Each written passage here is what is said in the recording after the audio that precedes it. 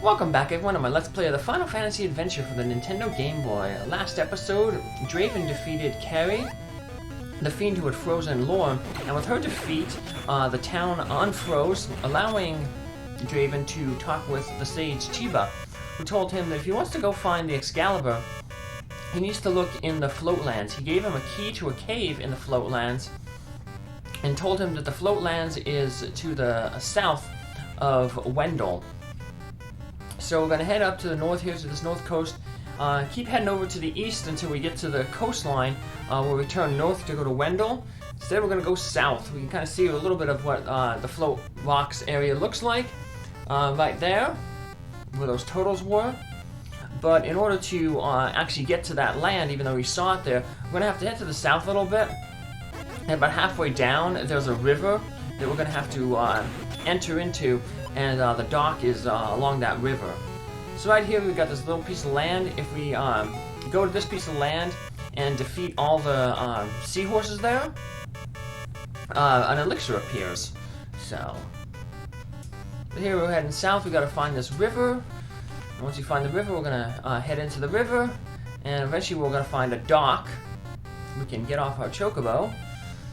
And south takes us to the Float Rocks area, but to the north there's some, there's a weapon shop that we want to go and get some armor at. So, a few new enemies here. The hands are annoying, like the bouncing rabbit enemies in the ice cave, and the spring enemies at Mount Rocks. They can turn you into a Moogle. Moogle reaches you to 0 defensive power and you can't attack, so it's a really painful status, especially here with the enemies taking a lot of hit points off. They drop the opal with the final like pure cash item, where you just sell it for cash, doesn't do anything else. So to the north we got a healing pond. We'll have to take good advantage of that, both on the way back, because like I said, we're going to be heading to the north first to get that new armor. And what's really annoying about going up to the north is we're going to be along the coast, and those seahorses are really dangerous. One, because they shoot fireballs pretty rapidly, and a lot of times they're out of reach of your melee weapon. And in that case, we're just going to have to shoot with the lightning. But it can be tough to hit them with the lightning because they shoot their fireballs so fast that a lot of times you'll notice that as I'm getting ready to shoot the lightning, because there's a kind of a startup charge, right as I'm aiming it, a fireball will hit me and it'll knock me away, and I won't be able to hit them. So you'll see my shot will be deflected. Plus I have bad aim anyway, so yeah, we'll just skip them. Other enemies, these floppy ear enemies that look like mana rays, nothing to worry about with them. They're just a generic enemy. Not gonna really do anything. I think they can poison you, but not too deadly. They just like fly around and very slow, so they're easy to avoid the contact damage. Ooh, yeah, see right there that I was about to shoot that thing and fireball hit me and it deflected my lightning shot. So use the lightning on these guys then too, but I'm trying to save my MP for all those sea dragons, seahorses.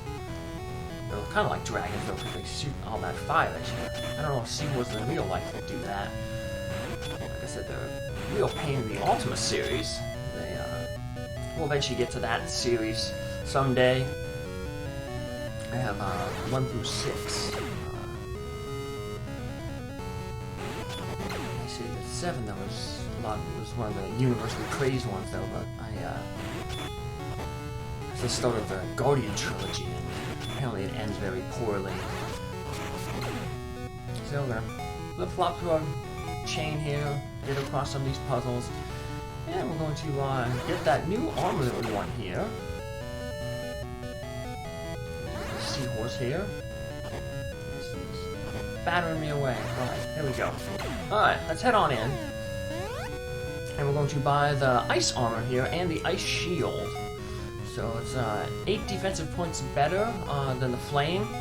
And unlike Final Fantasy 1, where the armor is strong against the opposing element, in this game, the armor is strong against its element. So ice will protect you from cold spells, and the flame protects you from flame spells, but magic ain't too big of an issue in terms of enemies attacking in this game. This is like an action game. You're not like stuck on the field where like a spell can hit you, you can kind of avoid it. So it's more important, it's just the better defensive power of the ice mail. Yeah, and elements ain't too much of a problem in this game, so that's just because I guess the nature of the game, like I said, it's an action RPG. So, not too many minis, like I said, are really cast spells. Everything seems to be, you know, just their physical damage that they do. So, better get that cure spell, because we just got poison there. There we go, gotta use an X-Ether there, because we ran out of MP, shooting all magic at the lightning at those seahorses. You can see why I said that we're gonna have to definitely stop back at that healing pond on our way back. Yeah, this is a pretty deadly area here. So, thankfully when we get to the float rocks though, it gets a little bit easier. The main thing there is the those turtles, and they fall pretty easily to the Morning Star, which you're going to want to have equipped there anyway, because the floating rocks are just like the rocks in caves. They can be destroyed by the Maddox, so we're going to have to clear a lot of them out to make progress. Just barely reached that guy. Can't reach any of these dragons here, the seahorses. Let's just cross the gap and get out of there. Switch back to our lightning spell. Get some decent money and experience. Might as well take advantage of them. Like I said, the main thing though is the experience is more important than money now. Like I said, we're gonna buy another weapon soon. To the south, north we have the armor shop. To the south we're going to actually get to a weapon shop. We're going to buy a new spear, a thunder spear. Makes sense, I guess. We're fighting a lot of water enemies that we get an elemental thunder spear. And see, the lightning is really good against those seahorses. Takes them out in one hit. So, that's what I said. We're not going to get too much use out of that ice sword, because not long after getting the ice sword, we end up in an area where we pretty much have to use the Morning Star to proceed, the float rocks, to destroy the rocks in the way.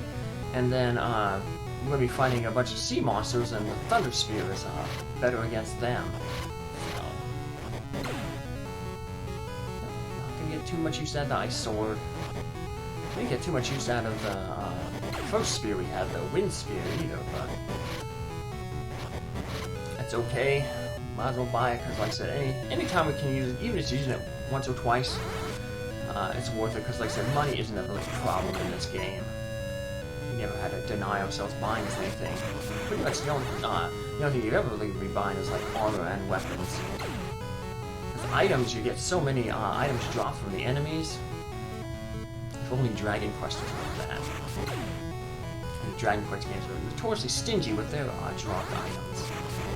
Even if the item is like a common item, you can buy in like shops. Like, be like, 1 out of 256 to get an enemy to drop a club that, sells for 60 gold in a shop, and it's just a normal, beginner weapon.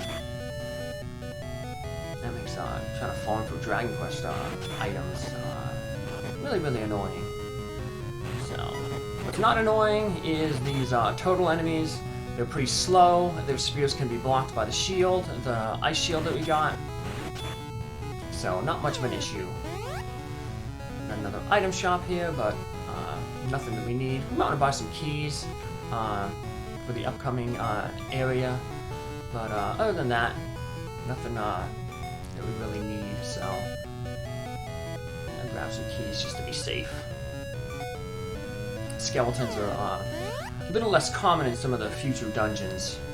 They usually always have one in there just to be safe so you don't soft lock yourself, but sometimes they're pretty deep in the dungeon, so might as well spend that money and get another level up. Finish off the total enemy. Dead end over here, but just going to show off all the map. Get some revenge on the seahorses who knocked me away twice in a row there. Knocked away that lightning. Gonna keep on heading around. Like I said, it's pretty much a straight shot to the cave.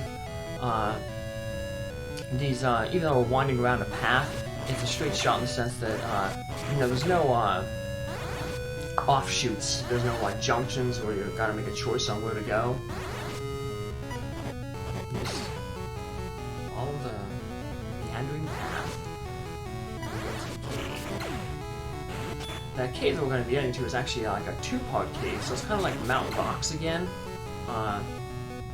We'll kind of be jumping into a cave, and then we'll be go through the cave, end up in another section of the overworld,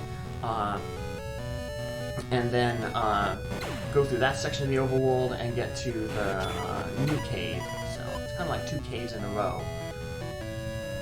So, and like the float rocks, the mountain rocks, we'll have two different bosses. One at the end of each of the caves. Luckily, one of the caves is very short, so we'll be able to do both in one episode.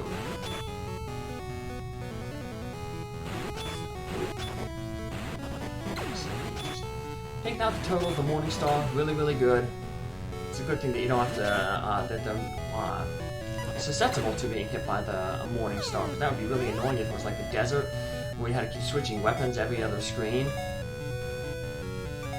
Switching from the sword from the blood sword to the Morning Star, depending on what enemies are on the screen.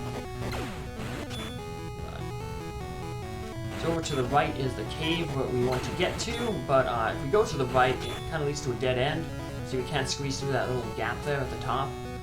So we're going to have to go the long way, but that just means more experience for us, and more of these sea dragons. I call them seahorses, sea dragons. I guess they're seahorses, but I call them dragons because they shoot fire. Normal seahorses should not be that tough. Hey, we're back at Mountain Rocks area. After we went through that first cave in Mountain Rocks, we ended up in this area. Gopher. Yeah, Gopher. There we go. Revenge on his hand. Turn us into a Moogle. There we go. Revenge is ours. But soon we have to get the Excalibur and make that ours. That is the sword that was used by the Geminites like Bogard the last time the mana tree was abused for its power by the Vandal Empire.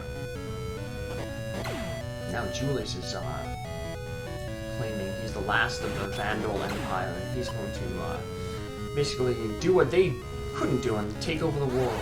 Of course, we're going to have to stop him, but that of course means we're going to have to, Draven's going to have to get that Excalibur sword. Which is apparently in this cave that we're going to. What a bit of a roundabout way to get to this cave. But like I said, we couldn't squeeze through that one little section there. Have another magic shop guy here. Like I said, magic shop, not too important because we're getting all these drops from everything, so. We have so many X-ethers and elixirs. You can farm at that area where I said you can get the elixir earlier in the episode. All you have to do is save your game, and then do a soft reset with holding A, B, select, and start, and you'll restart at that area, and the enemies will reappear and defeating all the enemies will respawn the elixir. It's not like one of those ones where once you have the elixir, it's not going to appear again. It'll just appear as soon as you defeat the enemies. So we equip the bone key. We step on inside here, and this is going to be the first of our dungeons in the Float Rock area. We'll explore it in the next episode. Take care. Have a good one. Thanks for following along. See you then. Bye.